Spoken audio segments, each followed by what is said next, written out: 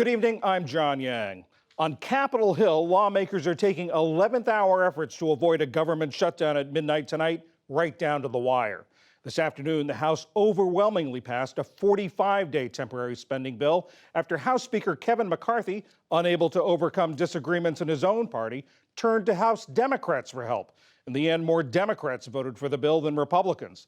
The measure includes the $16 billion in disaster relief money that President Biden wants, but not the aid for Ukraine that many House Republicans don't want. But that's only half of what's needed to avoid a shutdown. The Senate has to approve the bill, too, and that could come as soon as tonight. After the House vote, McCarthy acknowledged that hardline Republicans could try to remove him from the speakership because he reached out to Democrats for help. When are you guys going to get over that it's all right that you put America first? That it's all right if Republicans and Democrats join together to do what is right? If somebody wants to make a motion against me, bring it. There has to be an adult in the room. It has been a hectic and chaotic day on Capitol Hill, and as always, congressional correspondent Lisa Desjardins has been following all of it for us.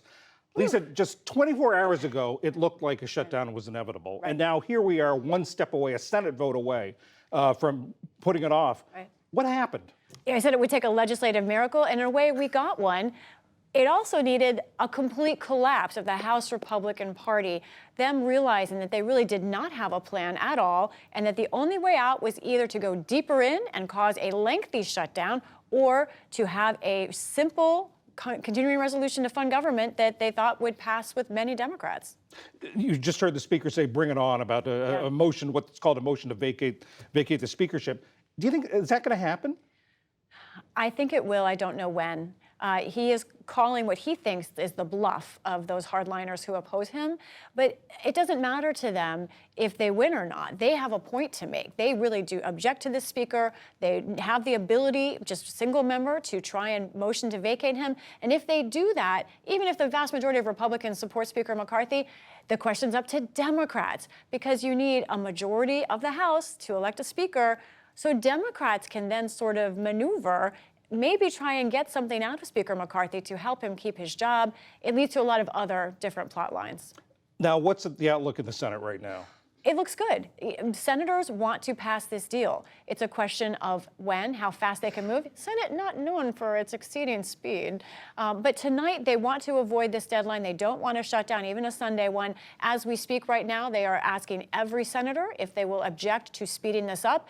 And if, in fact, all senators give the green light, we could have a vote within minutes or hours. So if the Senate goes along, it's a 45-day reprieve. What has to happen, or what do they want to happen in that 45 days? So this is part of what this entire debate has been about, spending in general. In the House, they would like to pass all 12 appropriations bills. So far, they've passed 5 of them. So they still have a lot of work ahead of them. It takes a long time to get 400 members to debate all these appropriations bills, especially some of the more controversial ones that are ahead. They want to use that time to do that.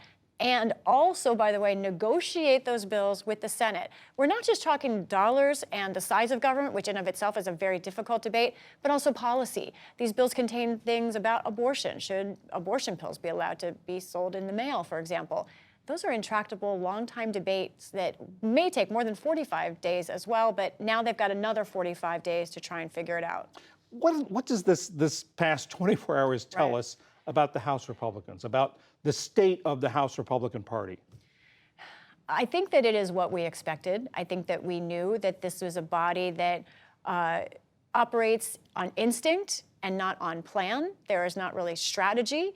They have no problems with sort of internal debates that could even put the entire nation and government funding at risk. But it also tells us a lot about Kevin McCarthy. He is a speaker who lives day by day. He is confident in his ability to make it through even the toughest tests, but he doesn't have a plan for the next one. He takes them on one at a time, which means, John, you and I will be sitting here again talking about similar dynamics ahead, maybe even this week with the speaker.